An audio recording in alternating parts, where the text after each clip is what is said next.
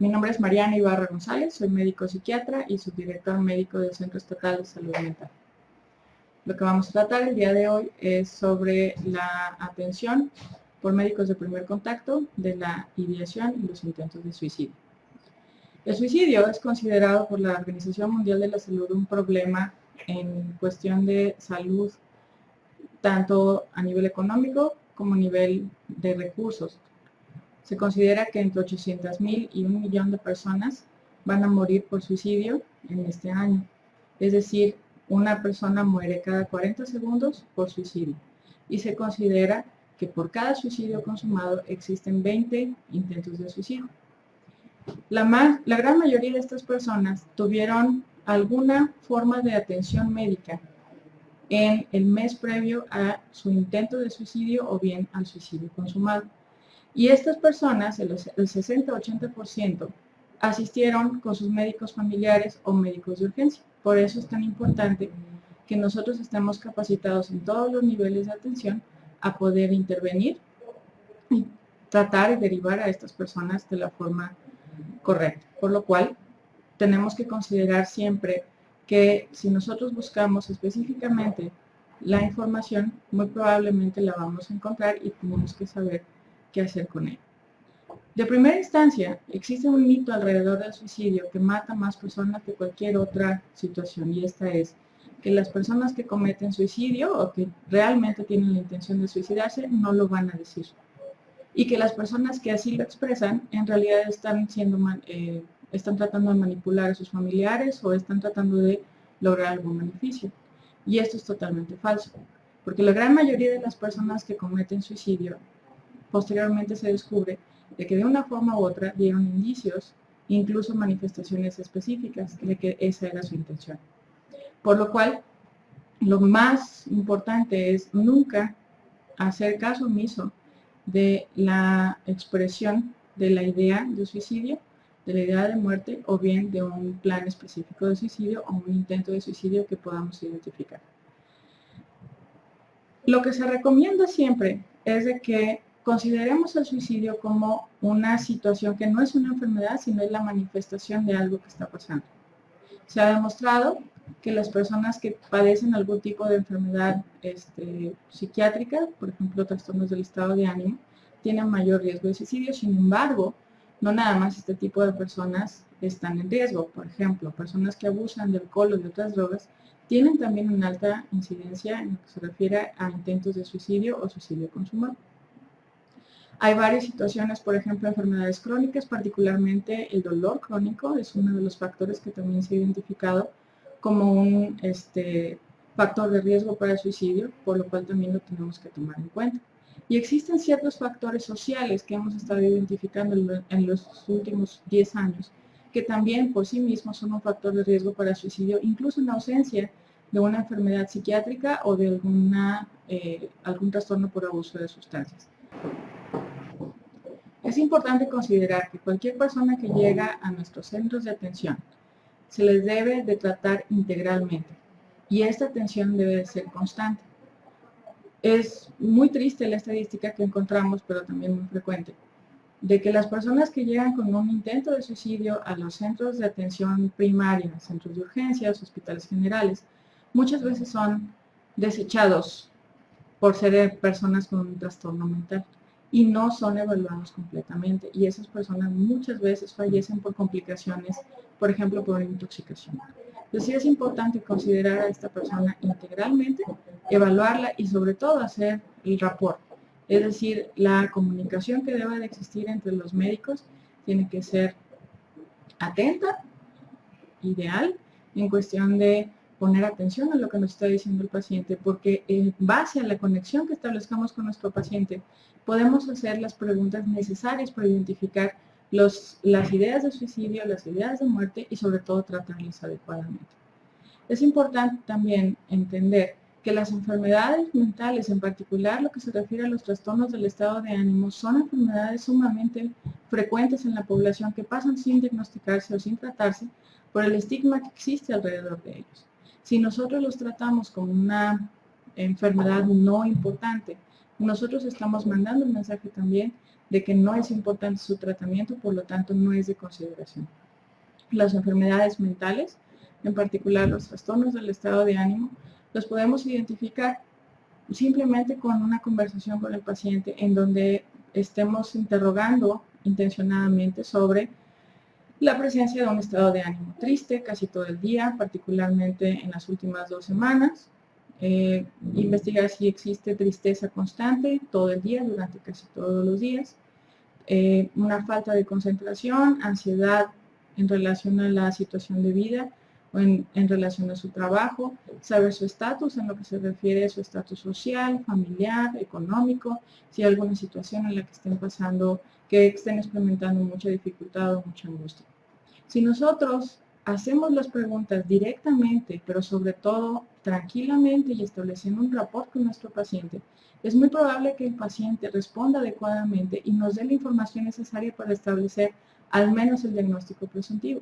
Y de ahí nosotros decidir si vamos a referir con el paciente o no. Lo mismo sucede con el uso y abuso de alcohol o de otras sustancias.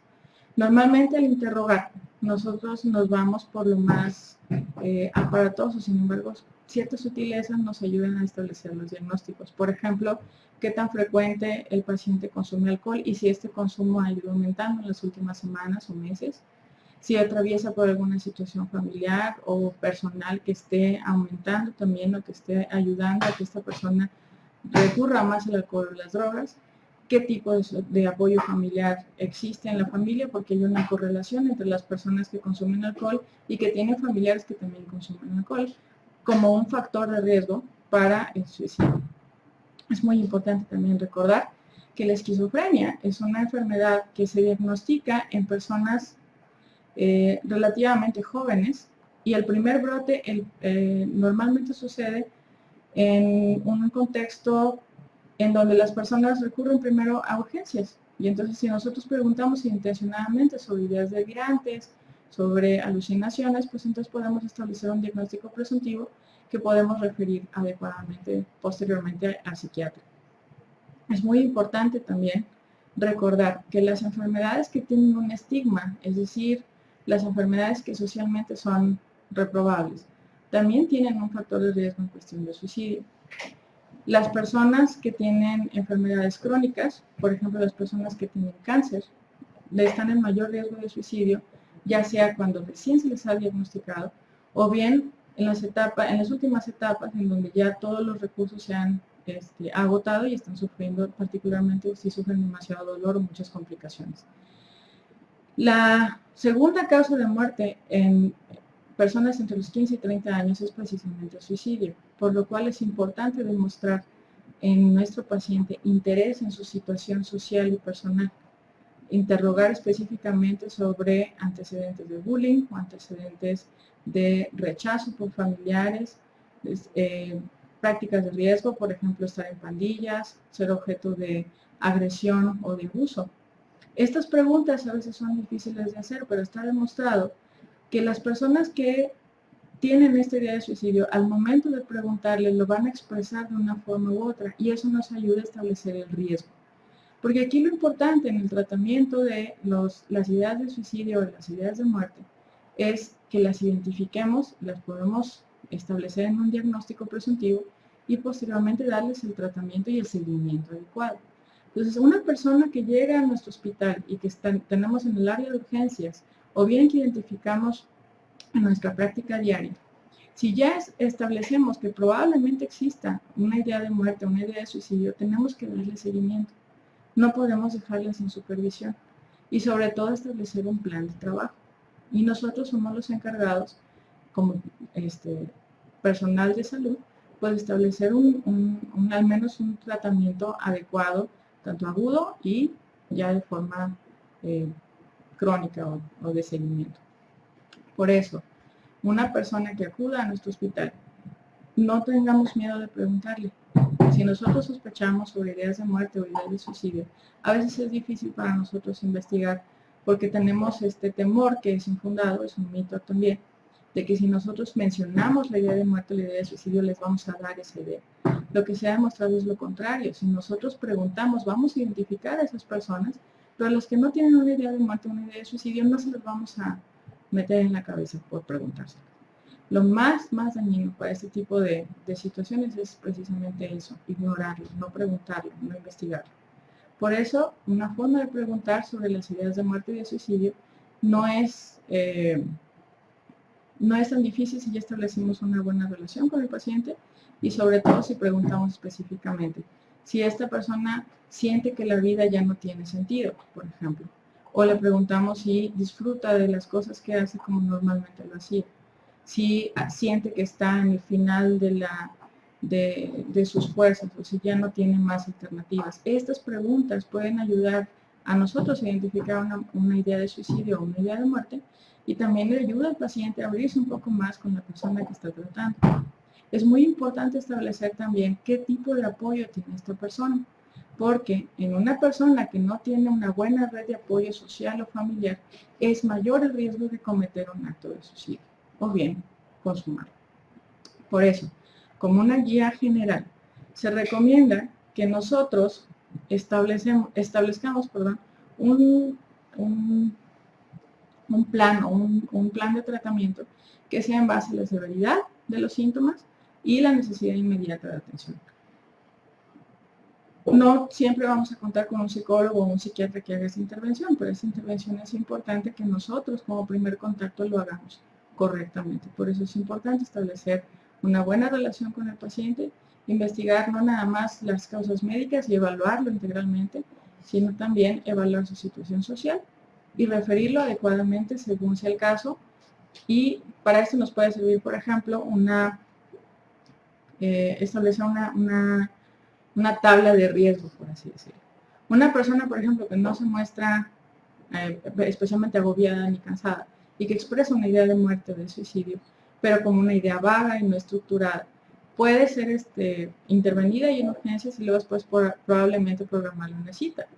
Pero, por ejemplo, una persona que se muestra emocionalmente alterada, que tiene ideas de muerte más específicas, un plan específico, esa persona ya nos está hablando de una situación mucho más grave y con un riesgo mucho más alto de cometer un suicidio en los próximos días. Por eso es importante en ese momento retenerlo en el hospital, evaluarlo y de ser posible trasladarlo. Hay que considerar también de que no podemos dar a este paciente con ideas de muerte y de suicidio de alta sin ningún tipo de supervisión. Y a pesar de que es un tema delicado y que muchas veces la confidencialidad médico-pacientes nos impide hablar de muchos detalles con otros familiares, si nosotros identificamos ideas de muerte y de suicidio, es importante buscar la red de apoyo. Por eso es importante hablar no nada más con los médicos, sino con trabajadores sociales que den seguimiento, establecer las referencias o contrarreferencias necesarias y también hacer un plan de seguimiento. Si nosotros le perdemos la pista a estos pacientes, es importante el riesgo que estamos cubriendo. Si nosotros identificamos una persona que lleva varios intentos de suicidio y que no tiene una buena red de apoyo, obviamente esa persona se tiene que evaluar de inmediato y trasladar de manera urgente. Por eso es importante establecer bien cuáles son las ideas de riesgo, cuáles son las ideas de muerte, las ideas de suicidio y los factores de riesgo para que podamos actuar en consecuencia.